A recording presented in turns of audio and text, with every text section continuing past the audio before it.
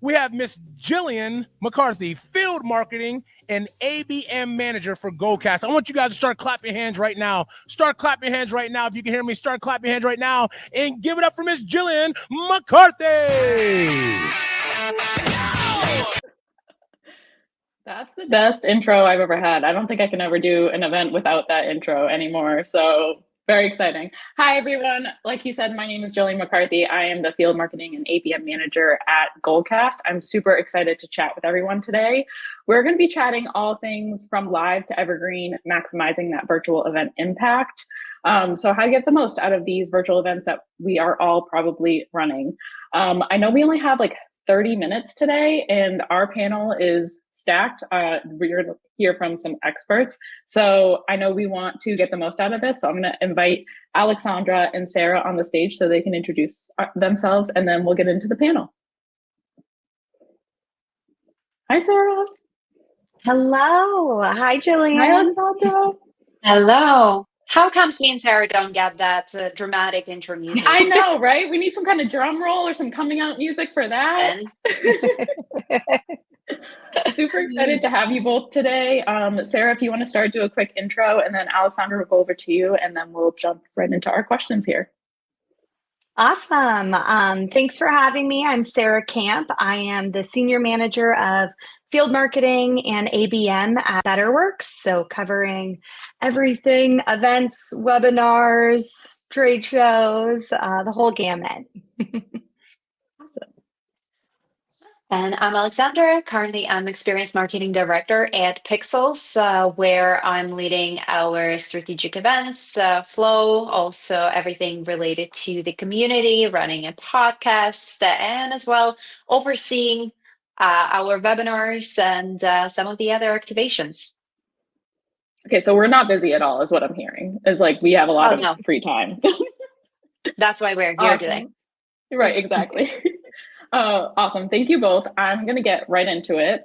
We know that there are a lot of pros to having these virtual events, and one of those pros is having all the content that comes from it.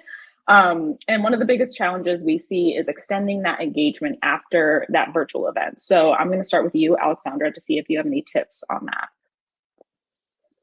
That's so true. And I think in particular, you could see that in the past year, the overall engagement and interest in the virtual events, in webinars, live sessions, live streams, whatever you want to call them, any content delivered in a live format online has been declining because there is just so much going on. There is life, there's work, there's TikTok, Instagram, and YouTube. And LinkedIn has become like a complete social media entertainment platform, basically. So this is one of the biggest challenges that I see as well with the post-event engagement in particular, because that live content is just such a fleeting moment in time.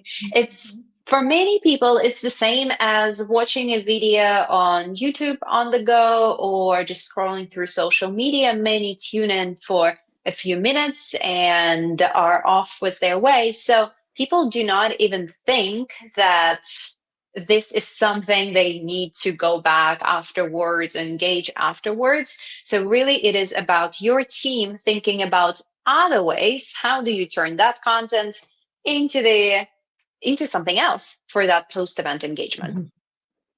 Yeah, so true. It's on to the next most of the time for events. So totally get that. Sarah, what do you think? Yeah, and I would say exactly what you just said, Jillian. It's like, and especially as an event person, you're like, while you're planning this webinar, you also have 5 other events that you're planning in the next month or two. So really focusing on what your plan is post-event, pre-event. I would say that's something our team has always done a great job of, is really figuring out how do we maximize the content that we have. We market into the HR space, so thought leadership is really big. And doing, pre-event interviews with our speakers so that we're using that ahead of time and blogs, but then continuing to use that different content pieces post. And, posting about it. Shockingly, sometimes I feel like our on-demand engagement is so high because people can watch it later as well. So live is very important, but you can also get that engagement post as long as you're focused and have that as part of your plan before the event happens. Yeah, totally. That's such a good call out, like not letting it be an afterthought, but baking it into that planning that you have. So you're getting like your pre-event, your day of, and your post-event all in one swing kind of. Awesome. Our next question is, are there certain formats for events or types of engagement that you've seen work best for virtual events, like fireside chat versus maybe a how-to webinar with slides, product focus versus thought leadership? Like we know that there's a lot of different formats, so I'd love to hear if you've seen anything work really well for the event and then also for that repurposing after the fact. Sarah, I'll start with you. Yeah, I think sometimes I think that it can depend on the industry that you are focused on. I'm shocked a lot of times that our thought leadership webinars that are an hour long of an author do really well. But I think sometimes we have different formats for different stages and places in the funnel. So our thought leadership does really well for top of funnel. We do the product innovation, more workshop type styles for that middle of funnel and how-tos when you're really trying to accelerate deals. So I think I would say on my side, it kind of depends on what your goal is for that virtual event and which format works best. Yeah, I love that. I've never thought of it that way where like it's different based on where they are in the funnel. That's really smart. Aleksandra, what do you think? I definitely think that the part that depends on the industry, depends on your audience, what they're used to, what they are used to interacting with, plays a role. So there is no one size fits all, this is the best practice, follow it solution. We are I don't want to say lucky, but we enjoy working with our very creative audience, studio directors, photographers, art directors. So we try to, who are also not digitally native. So their primary work is not online every day. They spend a lot of time offline in the studio on the shoots. So by making them stay for 1 hour online or making it really hard, it's not going to work. Where we found a sweet spot is 25-minute long sessions that are conversational formats. So you can listen in while you're doing something else. You can be browsing through other tabs, opening your email, but still staying with that conversation. The other part that we try to bring in is fun, entertaining concepts like spin that wheel, doing a live quiz with the speakers where they are being challenged at the same time as the viewers, but also adding their kind of drops of expertise here and there. But to the point of different formats, different topics require different format. When we go into our product focused webinars that have actually been really well received, especially lately, and we've been shifting our strategy, they do tend a little bit more time. They take a little bit more time sometimes. Plus, they do have slides or they do have an actual live walkthrough. Sometimes it's even a better pre-recorded video because we can give a higher resolution and edit it a little bit in advance. So it actually enhances the overall experience. So flexibility is key, and knowing what works for you and for your audience is the most important, I think. Yeah, absolutely. Taking that kind of like audit of like, okay, maybe we need to change this dial versus like on this topic just to make sure that folks are still engaged. And I love what you said about like the live quiz. I already started sweating just thinking about the live quiz because like I know that I would get like super anxious, like, oh no, do I have enough time? Like pop quiz in high school. So love doing that, being versatile and kind of adjusting as you need. Next question is similar to kind of the first question that we were talking about, where we were talking about maybe these opportunities get overlooked. Why do you think there's so much focus on the live event and then the post event is kind of the afterthought? And I know, Sarah, you said like you need to think of it as a whole, but just curious like what we're thinking, like why that happens in the first place. Aleksandra, I'll start with you. I think it's a basic psychology because the event is something we build so much anticipation for. It's like Christmas, right? Everyone is waiting for Christmas, not for the week after it. Even New Year's Eve is sort of like already, the life goes down from there. So the same with the event. Everybody is hyped up, and we as marketers do the same job. Like we hype up the attendees, we hype up our internal team for the event day, not for what comes after, which we maybe should rethink and do it the other way around. So this is to me the biggest thing. We just are so focused ourselves. We put a lot of emphasis on that, and unless you really proactively market that internally, if we are thinking about how our teams work with post-event parts, or if how we also manage our follow-up to ensure that people engage. So what are we doing? Usually it's one email. Thank you. Here is the recording, right? Can you rethink that funnel? Can you do something different? But also not just here's the recording, but actually here's the recording. Here are the best clips. Here's a blog post that is built with that material, but also something else. And get creative there. Focus more on the post event rather than on the event itself. I love that. Yeah. Like making sure that you're versatile. Cause again, like I know that I get a million of those. Hey, here's your recording. It's like, that's great. But like, can you zhuzh it up a little bit? Like, is there something else that you can offer me? You could write in the email. Honestly, you could even write it just in the email. What were the most interesting things? Sometimes scanning the text is faster, or for different options. Someone prefers watching videos. I hate doing that. Totally. I prefer to read. So I would actually read the recap and the key bites in the email without clicking any links. Yeah, giving people what they need, meeting them where they're at, depending on what kind of style that they like. Sarah, what do you think? Any tips here? Yeah, I mean, I absolutely agree with everything you just said. And I think too, at times, people don't even think of events as content. They think of it as an event, sometimes where it's like, okay, that happened on that date and that's when it lives. But it's, and especially event teams, a lot of times are smaller within an organization, or they're just looking for the next thing. So it's really having that partnership with your content team as well, like you were talking about with a blog post like that.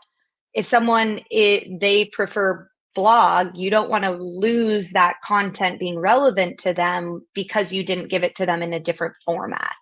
So I love that. And also the analogy of Christmas. I'm going to take that one and run with it because it's just so true.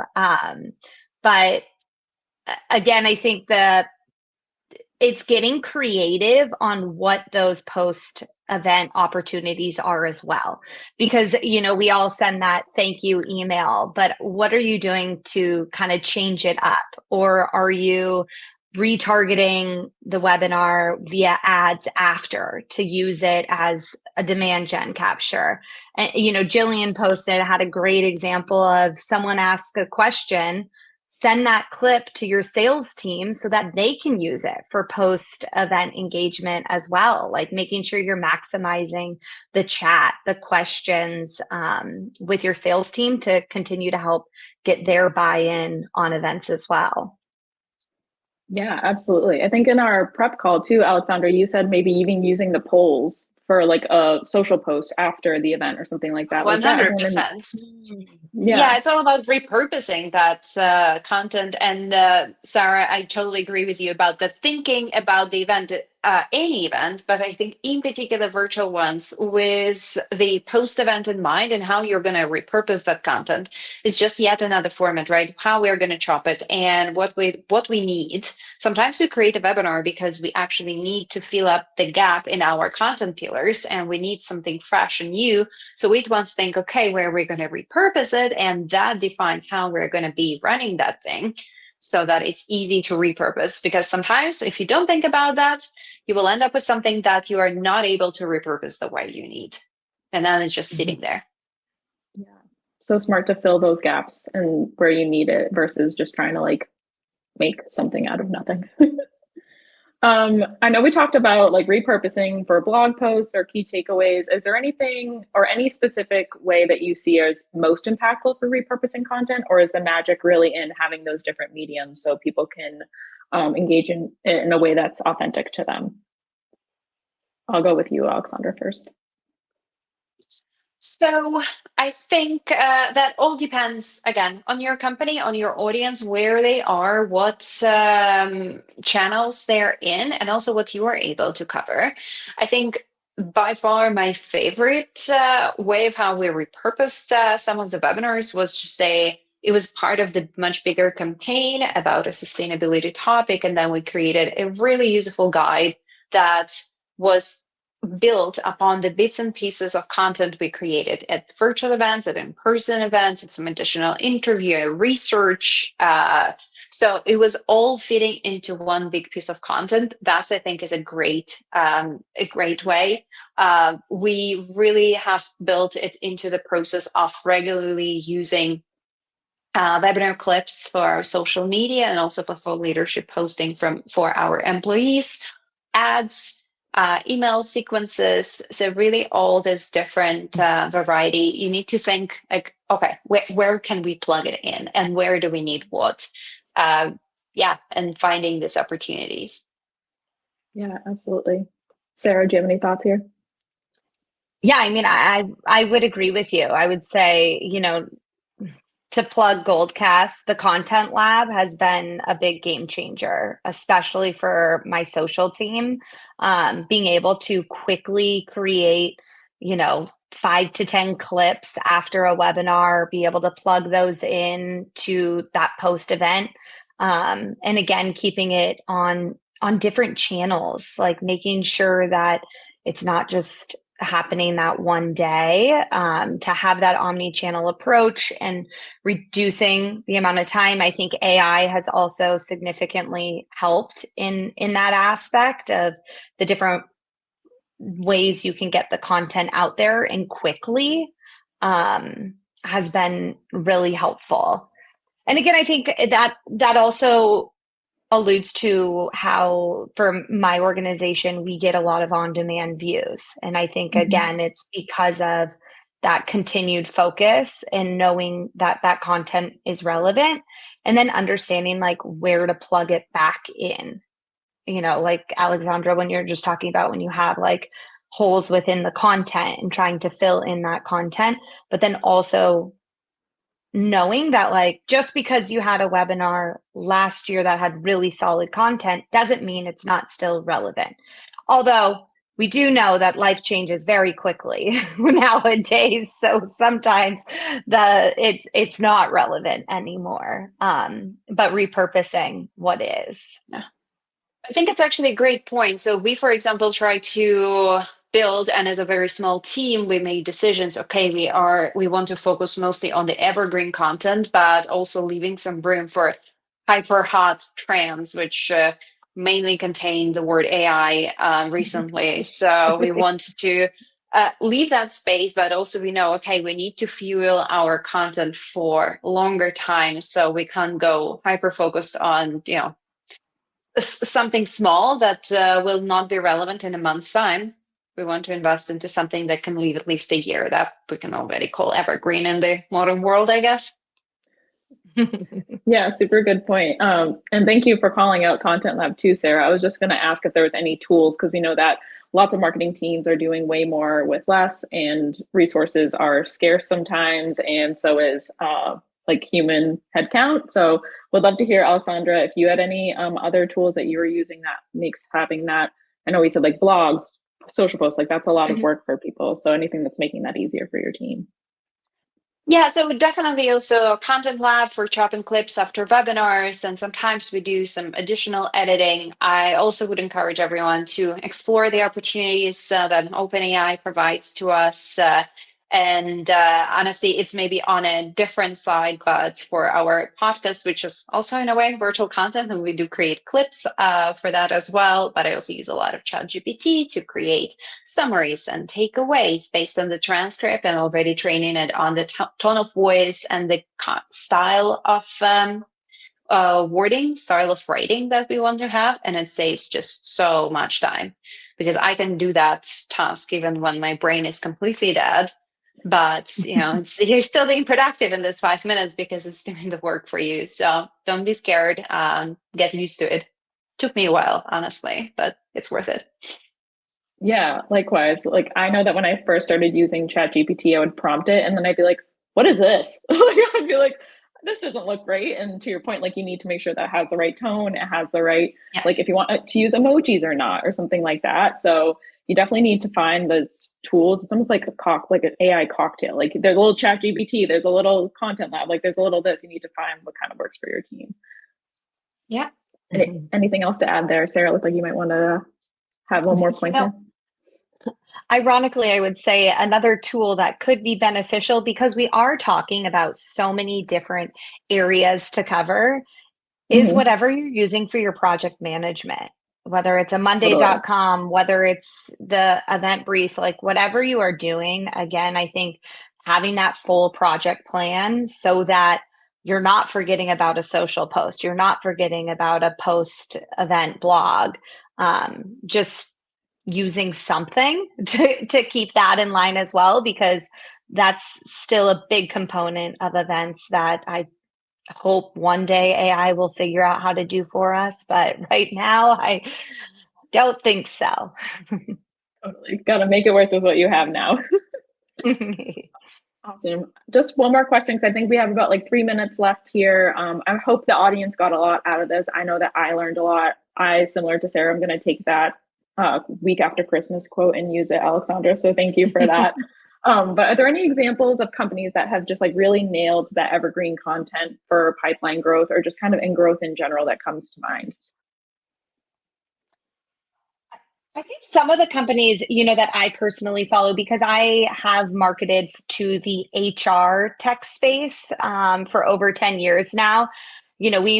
I really like to focus on the MarTech and the sales tech companies. I think they do a great job. I think marketers and sales attention spans might be a tad smaller. So I think that, and I don't want to say smaller, or we just are moving a lot more frequently. So I've seen, companies like Clary and Gong and Metadata, they do a really good job with their virtual content. I think they've nailed the smaller bite sizes, like Aleksandra was talking about. And then I would also say Goldcast. I mean, you guys really drink your own champagne. You've always done a great job. I've said before, I was following your content for a long time before I became a customer. And it really building that community and relationships within your virtual events can do a lot for you long term.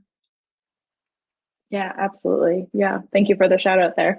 We know that people like you need to really kind of capture people's mind share. And like, if you're kind of like, I think you said a wall of sound was something that your like old CMO or your old colleague said, Sarah. So that is always like, you need to be kind of like in people's purview, whether that's a blog or a resource or a social media post or the event itself, just to make sure that like you're top of mind. But yeah, totally agree with what you all both said in this session. Yeah. And if I can add to that point, because I really think it is very important with virtual events and webinars in particular, you have to build a consistency, whether it is a bi-weekly, a monthly, I mean, not less than a monthly frequency. Like people need to know that, okay, this is happening. There is always a new content. And then maybe they remember and they will go back and be like, oh, okay, there are a few and I will watch that. But if you do it once in a blue moon, like it's a drop that is not going to make an impact. But in this case, you can do one flagship event a year and it can have an impact for the whole year, but in person is a different story. Now with virtual, you really have to be consistent and do it all the time, have that strategy for this to be always there, to be always present, and also through different mediums. Yeah, someone likes video, someone likes to read, someone likes to listen. So give it to people, but you can start just with one input of content, and it can be a live session because some prefer to join live and some prefer watching on demand. So you're giving all of the opportunities there. Yeah, awesome. It's like a content buffet. If you want the blog, you can go. If you want the social post, you can go. The key takeaways, the live event on demand, trying to give everyone as many options as possible. Awesome. I think that is all the time that we have for today. Thank you, Sarah, and thank you, Aleksandra, for joining me here. It was great to chat and hear your insights. I know that I learned a lot. So thank you both for joining me. And hi, Lisa. Awesome. Thank you. Thank you so much. It was a pleasure. Bye. Thanks. Bye. Thank you so much.